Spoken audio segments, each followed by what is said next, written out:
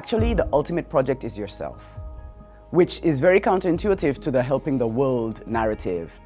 But the idea is that we're all points of the universe. And so if you work on being the best possible human being that you can be, you by default are making the universe the best possible universe that it can be and helping other people. Because a lot of people get overwhelmed by the idea of helping the world and saving people. They hit 65 million refugees right now around the world, and that's overwhelming. And there's literally psychology that shows that your brain shuts down and cannot process that, and you just retreat.